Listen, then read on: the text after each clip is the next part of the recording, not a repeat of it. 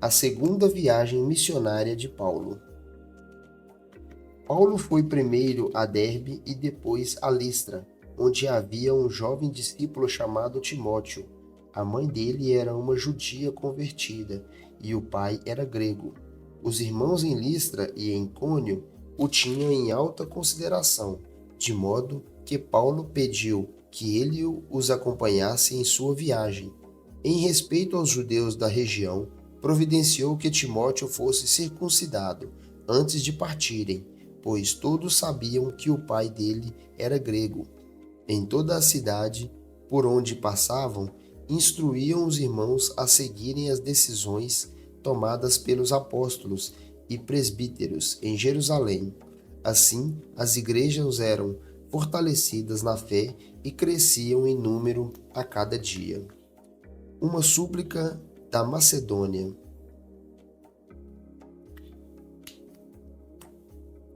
Em seguida, Paulo e Silas viajaram pela região da Frígia e da Galácia, pois o Espírito Santo os impediu de pregar a palavra na província da Ásia. Então, chegando à fronteira da Mícia, tentaram ir para o norte em direção à Bitínia, mas o Espírito de Jesus não permitiu.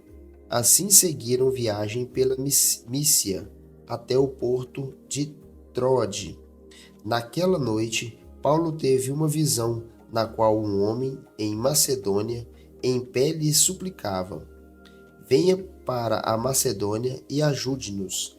Então decidimos partir de imediato para a Macedônia, concluindo que Deus nos havia chamado para anunciar ali as boas novas. Lídia de Filipos crê em Jesus.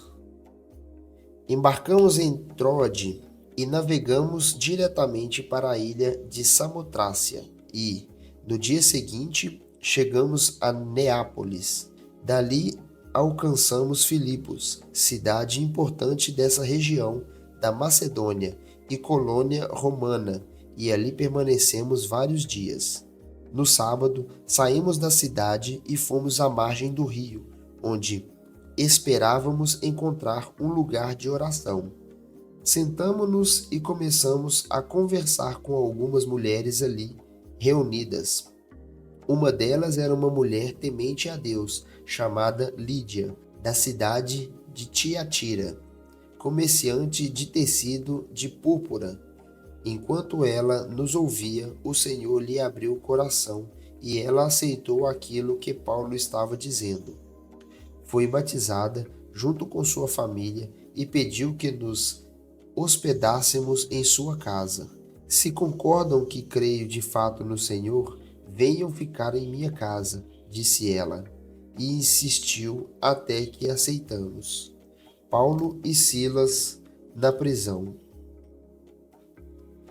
Certo dia, enquanto íamos ao lugar de oração, veio ao nosso encontro uma escrava possuída por um espírito pelo qual ela predizia o futuro. Com suas adivinhações, ganhava muito dinheiro para seus senhores. Ela seguia Paulo e a nós gritando: estes homens são servos do Deus Altíssimo e vieram anunciar como vocês podem ser salvos. Isso continuou por vários dias, até que Paulo, indignado, se voltou e disse ao espírito dentro da jovem: eu ordeno, em nome de Jesus Cristo, que saia dele. E no mesmo instante o espírito a deixou. Quando os senhores da escrava viram que suas expectativas de lucro haviam sido frustradas, agarraram Paulo e Silas e os arrastaram à presença das autoridades na praça do mercado. Estes judeus estão tumultuando a cidade, gritaram para os magistrados. Eles ensinam costumes que nós romanos não podemos seguir, pois contrariam nossas leis. Logo, uma multidão revoltada se juntou contra Paulo e Silas, e os magistrados ordenaram que os dois fossem despidos e açoitados com varas. Depois de serem severamente açoitados, foram lançados na prisão. O carcereiro recebeu ordens para não os deixar escapar. Por isso, os colocou no cárcere interno, prendendo-lhes os pés no tronco. Por volta da meia-noite, Paulo e Silas oravam e cantavam hinos a Deus, e os outros presos ouviam. De repente, houve um forte terremoto, e até os alicerces da prisão foram sacudidos. No mesmo instante, todas as portas se abriram, e as correntes de todos os presos se soltaram. Quando o cárcere acordou, viu as portas da prisão escancaradas, imaginando que os prisioneiros haviam escapado. Puxou a espada para se matar. Paulo, porém, gritou: Não se mate, estamos todos aqui.